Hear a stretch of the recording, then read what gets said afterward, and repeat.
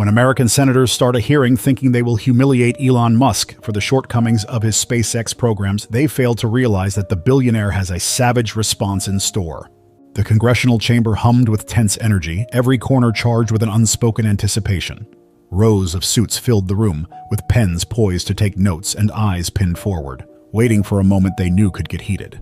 Among them sat powerful lawmakers, tech industry leaders, and top military officials. Their faces a mix of skepticism and curiosity. Today they were gathered for one purpose, to hold Elon Musk accountable, or at least to try.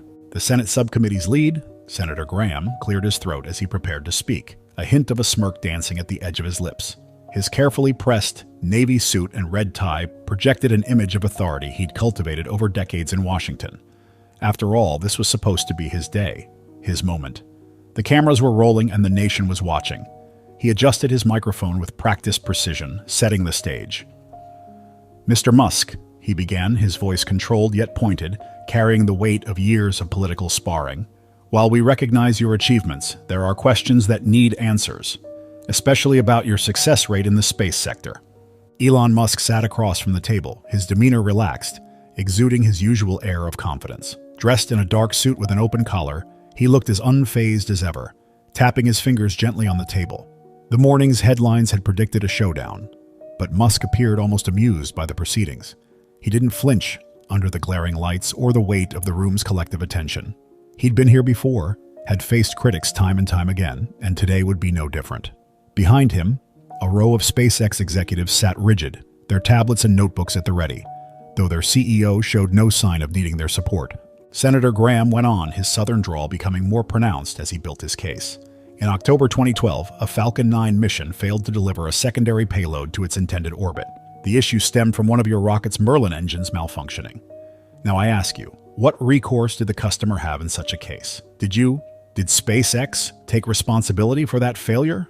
His words echoed through the chamber, each syllable carefully chosen to paint a picture of corporate negligence. Musk's eyes flashed as he prepared to respond. But Graham wasn't done. The senator had spent weeks preparing for this moment, and he intended to make the most of it. His staff had compiled a thick dossier on SpaceX's history, highlighting every setback, every delay, every deviation from the perfect record that traditional aerospace contractors claim to maintain.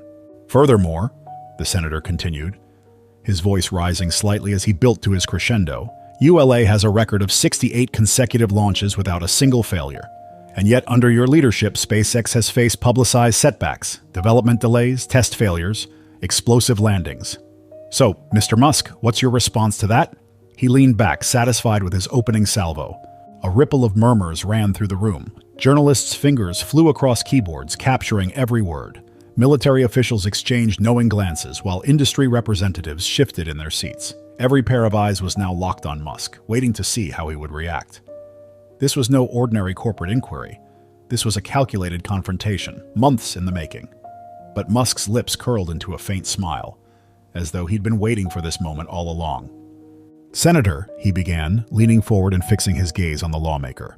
His voice carried clearly through the chamber, steady and assured.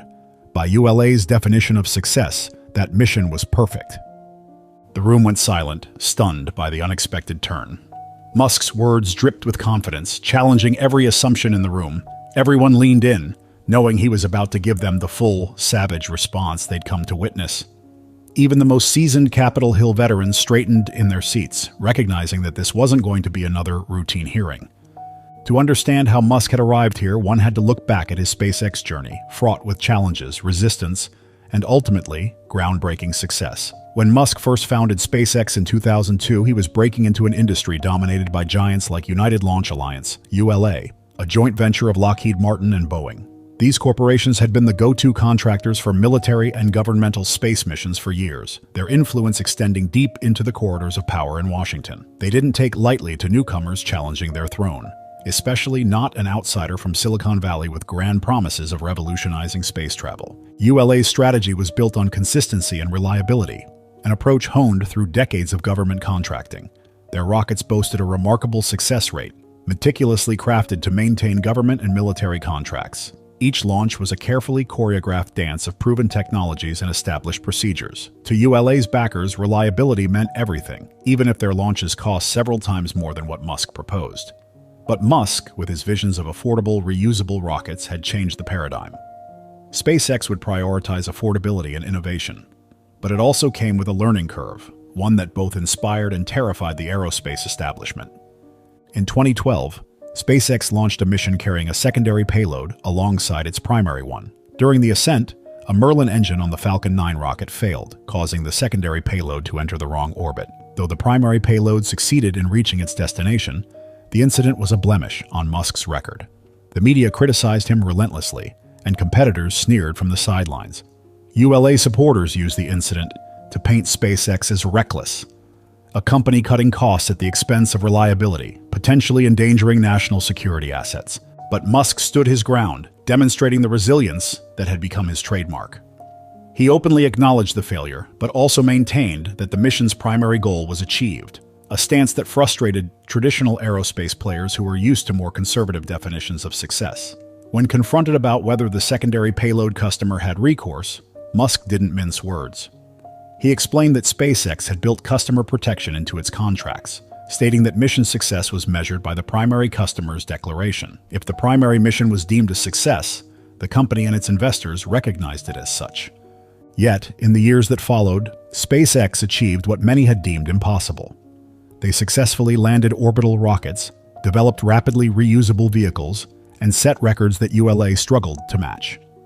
This disrupted not just the economics of space launch, but the traditional definition of mission success itself. SpaceX's achievements sparked heated debates in the industry about innovation versus conservatism, cost versus reliability, and the future of space exploration. Now, years later, with SpaceX poised to potentially take on more government and defense contracts, ULA and its advocates saw a chance to make their criticism stick.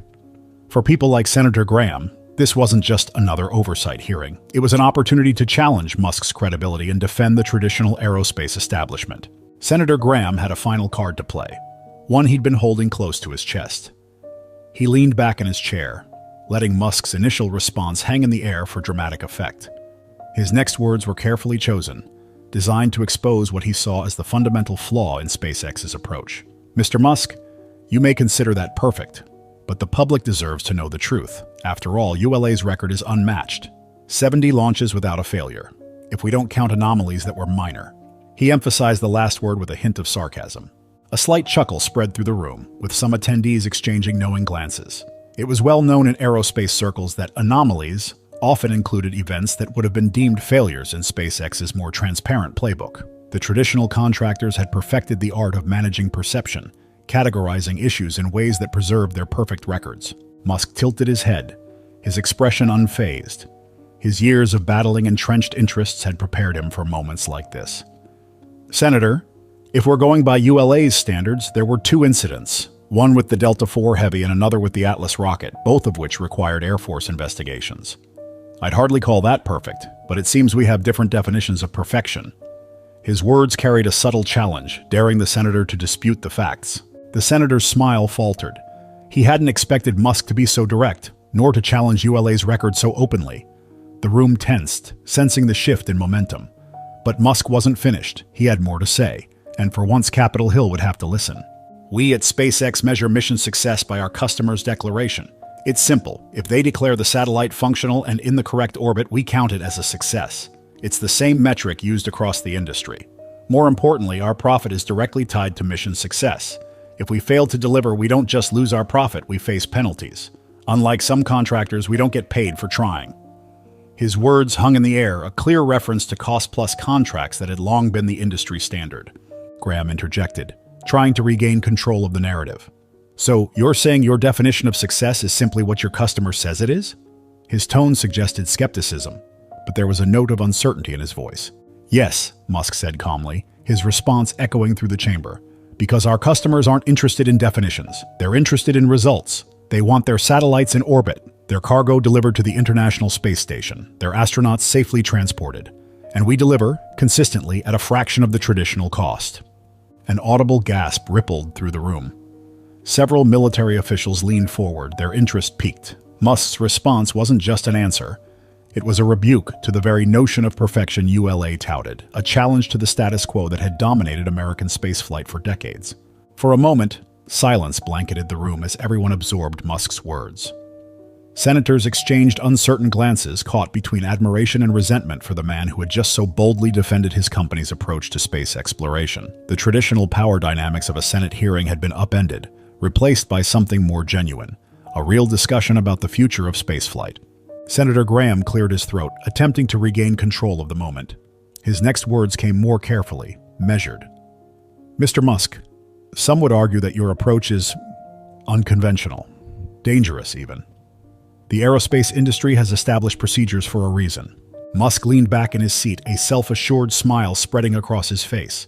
His response would become one of the most quoted moments of the hearing. Senator, if unconventional is the price of making humanity a multiplanetary species, then I think it's a price worth paying. And as for danger, space itself is dangerous. It's a risk every astronaut, every engineer, every nation willing to explore it is prepared to face. The question isn't whether we'll face risks, but whether we'll let those risks prevent us from achieving something extraordinary. The room erupted into murmurs, with reporters feverishly typing notes and snapping photos of Musk's unflinching expression. The senators had come prepared to challenge him, to expose what they saw as flaws in SpaceX's approach. But none had anticipated Musk's brazen, unapologetic defense of his company's mission and values. His words resonated with a truth that transcended political theater. Space exploration had always been about pushing boundaries, about taking risks in pursuit of something greater. The lead senator wrapped up the session, but the energy in the room lingered, charged by Musk's sharp words and unyielding confidence. SpaceX had its critics, sure, but after today's testimony, it was clear that Elon Musk was undeterred by their doubts. His vision for the future of space exploration remained clear and unwavering. As Musk left the chamber, followed by a trail of photographers and reporters, the room buzzed with a new understanding. SpaceX's vision might be a gamble, but it was a calculated one, driven by a genuine desire to advance human spaceflight. And nothing, not even a Senate inquiry, could shake Musk's determination to revolutionize space travel. The hearing had started as an attempt to hold him accountable, but it had ended as a powerful reminder of why SpaceX had succeeded where others had failed. Sometimes the greatest achievements come not from avoiding failure, but from being willing to risk it in pursuit of something revolutionary. As the chamber slowly emptied, that lesson lingered in the minds of everyone present, a testament to the changing nature of American space exploration. Have you ever witnessed a moment where someone completely turned the tables on their critics? What do you think about Musk's approach to innovation versus traditional aerospace's focus on perfect records? Should space exploration prioritize safety and consistency, or is some level of risk necessary for breakthrough achievements? Share your thoughts on this historic hearing in the comments below, and let us know which side of the debate you're on. Join us for more exciting stories like this one.